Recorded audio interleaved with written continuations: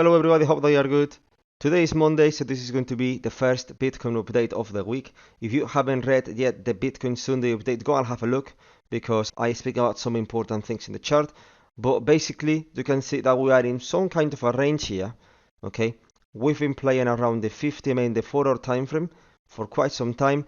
I tried to run a couple of longs, after we tested as support here, but you can see that Bitcoin didn't really go up, so I ended up closing the straight a break even.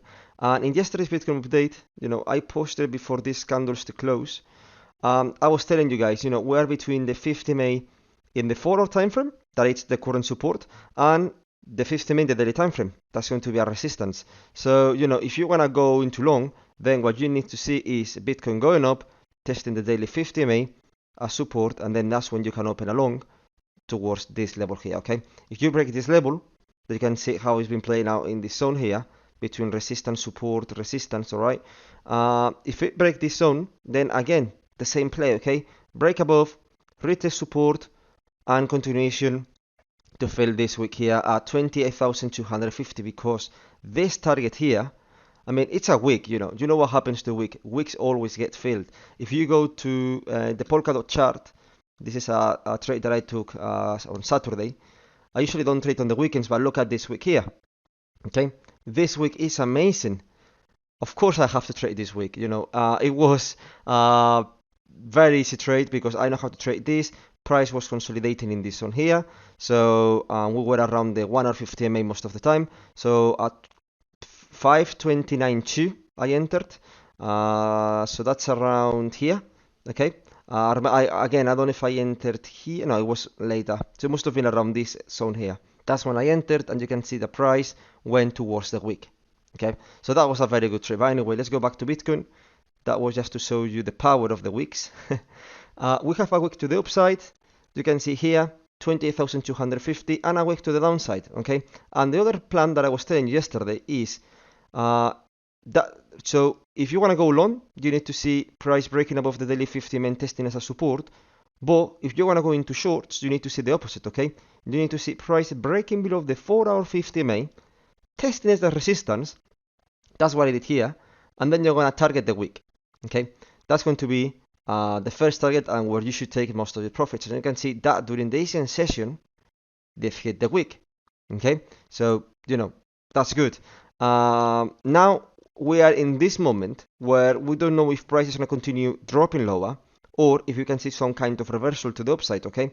So what I'm going to try to do here is first let me remove all my drawings, that I don't need them. This week is done. I'm going to keep these levels here. If we go, we're in the 4-hour time frame. Okay, you can see here that we are in some kind of range, okay? Let me show you here. So, these two blue, let me do in blue so you can see them better. Okay. I would say that we are in this range between these two blue lines. Okay. You can see that, that's your high, that's your low. We almost came all the way to retest the low. That was a wick, so price didn't have to come necessarily all the way here because you only have to come at least 50% of this wick. So that was around here, I would say. Fill the wick, perfect. Now price went again to the top. It has left a wick, so that is telling me that it's likely the price goes again to those highs here. So what I'm thinking is, okay, we've swept the highs. Okay, remember they're in a range. If you the liquidity is always going to be above the highs and below the lows. Okay, so we swept the highs. That liquidity is taken. We have a wick, so price at some point it's going to come back to those highs again. Now, the problem is that we haven't swept the lows yet. Okay? And by sweeping the lows, it doesn't have to be something like this. Sorry. Something like this, okay? It could be even something like this, more, okay? And that would take you to 25,250, for example, okay? The thing is that we haven't taken that zone yet. So what this is essentially telling me is that if price continues dumping, okay, if we lose this level over here, okay, if we lose these two levels over here, then I'll probably say that we're gonna go all the way to the bottom of the range, and the most likely thing is that then we sweep the lows And because there is a lot of liquidity here still, because we have a wick and all wicks get filled, you just see in the case of Polkadot, then I would probably say that we're likely to see a deviation and then again push to the top of the range and fill the wick, okay? Because all the wicks get filled. It's as simple as that. You can tell me, but there is more liquidity at 22k. And you are right. There is a lot of liquidity. Check out these two liquidity pools over here. Okay? So of course there is liquidity here all the way down. But at the same time, if I have a wick here, I can't dismiss the idea that we are not going to go again to these highs. Okay? It's as simple as that. Now let me have a look at high block capital. Let's see what is going on. So far for Bitcoin, you know, the first target is hit. That was the 50% of the week. Now let's see what happens. Also, if we go into the 1 hour time frame, all right, we're gonna see that maybe the weekly psychological pattern might be playing out. All right. So let me draw this for you. Let me try to establish the weekend range. Okay, so that's Saturday around here. Okay, and then you close on Sunday here. Okay, I mean you can see this is your weekend range. You start the weekend in this zone, okay, and you finish the weekend in this zone too. So you can see that that's a range. Of course you have some deviations, okay, that's normal, but you can see the price opened and closed here during the weekend, okay. So why not, could this be Monday false move, okay, then the weak strength might be in the opposite direction. Okay, I don't know how high. It could even go to this level here, okay? And then maybe on Thursday we could see some kind of reversal, okay? Maybe again towards this weekend range. Because remember something, in the Bitcoin update, we were saying that we are not expecting a big move. And when I say a big move, I mean around a $2,000 move, because that's I think around 6-7%. So for example, 27,200.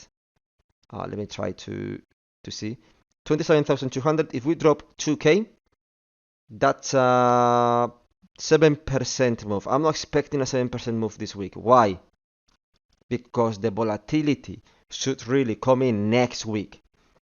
Because next week we have CPI and the interest rate decision and the dot plot. Okay, so I think that the most likely thing is that we see something similar to this week. Probably we're gonna stick into this kind of zone that we've marked. Of course, price could always come again to the 50% of this week. Why not? But it's likely that we see some kind of a range in this zone. Okay, it's very likely. And then next week, with all those news announcements, let's see what they say and try to analyze them beforehand, okay, to see what I could expect. But next week is where we could see a big move, at least a $2,000 move. That's what I think, okay. That can be to the upside or to the downside. It depends on what they say, okay, and that's what we have to try to figure it out. But anyway, guys, let's go into high block capital. Let's see where the liquidity is. The 50% of this week is filled, okay, and the 50% of this one, it's not, because I think the 50% it's around this zone over here, and in the 4-hour time frame it's even worse, okay, because you have a full wick here without even getting filled, and wicks get filled in all time frames. So even if in the 1 hour time frame the wick got filled, which it isn't because it's a bit higher, okay, even if it got filled, it doesn't matter, because in the 4-hour time frame you still have a wick, okay. So that's also what you have to try to understand. Anyway, let's go to high block capital. Let's see where the liquidity is. I imagine that there is still quite a lot of liquidity at 28,100. That's what I saw the last time, but let's see if we can find something interesting also to the downside and potential moves, okay. We're in high block capital. Let's check those liquidation levels first. Okay, the delta is not telling me much, because it's pretty much to zero. $1.8 billion worth of short liquidations. That's nothing. Okay, so don't pay attention to the delta now. There is not much going on. You can see like they've been changing pretty quickly. 1 billion. Then again, this peak is another billion. Here it's gonna be 1.7 maybe. Let me see if it tells me. 1.6 billion. Here 1.8 billion, and now here 1.8 billion. So it's not telling me much, to be honest. Okay, it's not telling me much. But you can see that the liquidations in this side, at the right side of the screen, these spikes are telling you where high leverage traders liquidations are. Okay, so for example, you can see that there is a pink spike here. So if you go and check the left, that will be here at 26,400. Okay, you have $196 million worth of long liquidations. Okay, and now if you go below, check here, those are traders that are using times 25 leverage. Okay, so that's an interesting zone in the chart, for example. Okay, to the downside, well, then we know that 26.4, that's quite an interesting zone. I will check now in the chart if that's the 100% of the week. I think yes. Okay, but then you can see that to the upside, we have some big spikes here too. Okay, you have the blue ones are also times 25 traders. So you have here at 27,470, you have 198 millions worth of short liquidations. But the biggest spike is here, really. Okay, and if you check the spike, that takes you to 27,860, and that's the important level we have in the chart. Okay, see how it matches, and that's how many liquidations? $258 million. Okay, so I mean, I would tell you that it's quite even.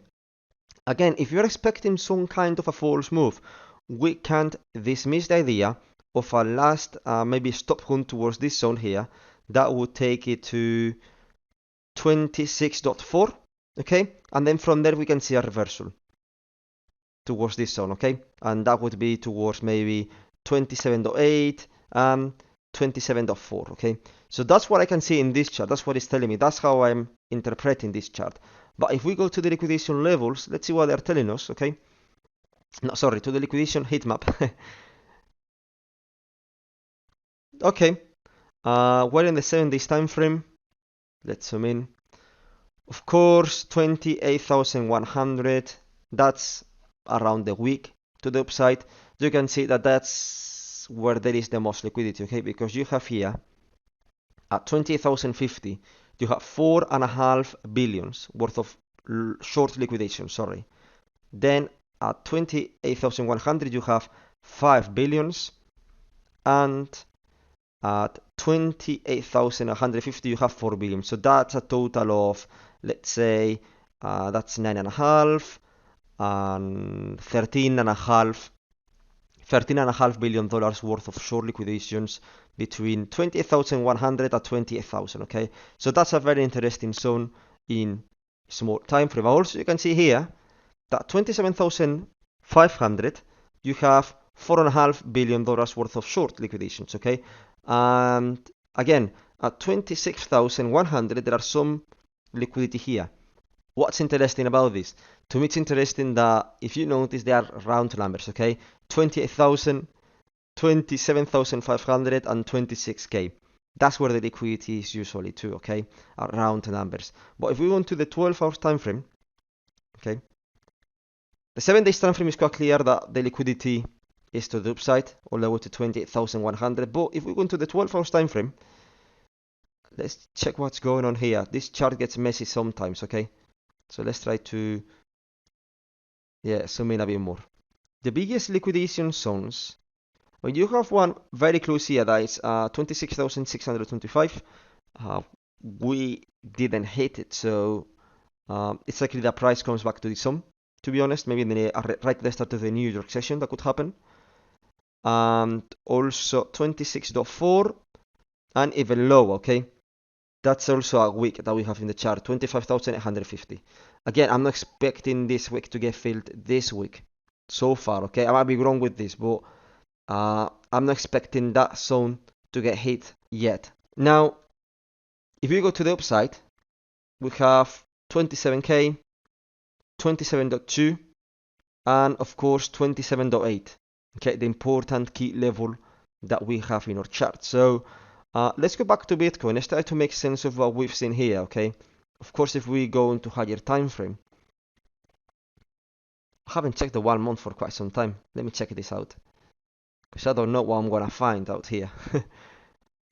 Okay, again, it's not telling me much really. Okay, 22k, you can see a lot of liquidity there. Also at 24.5, and of course around 30k. Okay, not much happened in the 1 month time frame. Let's be honest. And of course the 3 months time frame. It's very clear where the liquidity is here. Okay, check the yellow bars. You have 25,400. We've been talking about this zone for maybe a month, because there was a zone where we saw two sell-offs in the chart, and it was a strong resistance that we haven't tested as support yet. So this is a very important level in the chart. Again, that level, if you think about it, would make sense with a sweep of the lows, okay, of this range here. Sweep the lows, hit those liquidations, and maybe you can see some kind of reversal. But you have to be cautious, because if that's not a sweep of the lows and price keeps dumping, then we're going to target another 3k lower.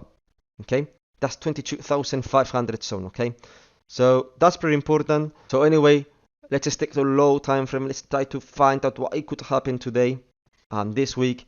So let's try to go to the chart and make sense of what we've just seen. Okay, we're back in the Bitcoin chart. Let's try to make some sense of what we've seen in high block. But what I could say is that in this zone here, you have a lot of liquidity. Also at 27,800 we saw a lot of liquidity, and at 20,100, but I'm also gonna mark the 50% of the week. Okay, so the liquidity is to the upside. Okay, that means that we're gonna try to get into longs. Okay, but the question is where can we try to get into longs? Again, this is not financial advice, it's only me sharing my trading plan. I remember that we saw in the liquidation levels a lot of liquidity at 26,700, okay, and that's around this zone. I like that zone because you have a wick here, so that would be a sweep of the lows of that wick here. So just think like any trader that is currently long now, they're gonna place their stop loss right below this wick. Okay, and at this week we also saw some liquidations. Okay, so if you put together those liquidations with the stop losses, that's a very interesting zone. Also, if you notice in the chart, we have here a liquidity pool that we marked last week too. Okay, and it's this zone over here, and that liquidity pool goes to, let me mark it for you, 26,469. Come on, just for $1. That is the level. You see what I'm talking about? That's what we call this large candles liquidity pool. Because when the market makers move price in an aggressive way with these large candles, there is some traders, okay, that opening longs, okay, that opening trades in the same direction in high leverage. So that means that their liquidations are gonna be inside this candle. Okay, that's what we call these liquidity pools. And if you notice, we have some confluence in this zone, because at 26,470 you have this liquidity pool, you have a sweep of this wick here, and the liquidity that we saw in the liquidation level. So I'm personally gonna try, if we see, probably right at the start of the New York session, that's what I would imagine to see this, is to see a stop hunt, come to this low, okay, sweep the wick low, retrace the liquidity pool, and then it's maybe we would see some kind of a reversal. Okay, hopefully this would take us again to 27k, 27.5k, maybe 27.8k, why not, all the way until Thursday, and that's when we could see some kind of a midweek reversal back into the weekend range. Okay, so that's what I'm looking at for now. Again, it's not financial advice, it's only what I'm seeing in the chart, but again, 26,470, mark that zone in your chart. Keep attention to see what happens. Okay, if you lose this zone, it's not gonna look great, because you're probably gonna go again to this area here. Okay, so price would dump another $500. All right, that's why you have to be cautious. Anyway, guys, I hope that you liked the video. I hope that you found it useful, and I'll see you soon. Wait, before I finish the video, regarding the trading course giveaway, I've already announced the 10 winners. I'm gonna go today through all my DMs in Twitter because I had a hell of a weekend, so I couldn't go through them.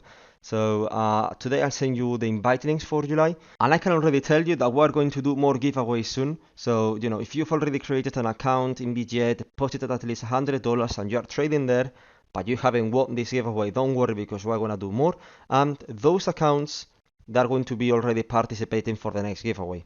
Okay, so that also applies to new accounts. So if you want to participate for the next giveaway, you can register using the link in the description, deposit at least $100, and trade there, and then you're gonna be participating. Also, when you sign up, you get $5 for free, and deposits between $200 and $1,000 get 10% payback. So if you, for example, deposit $500, you're gonna get $50 for free. Okay, if you deposit bigger amounts, of course you get bigger rewards, but you can check that information in the link below. So now, yes guys, thank you so much for watching, and I'll see you soon.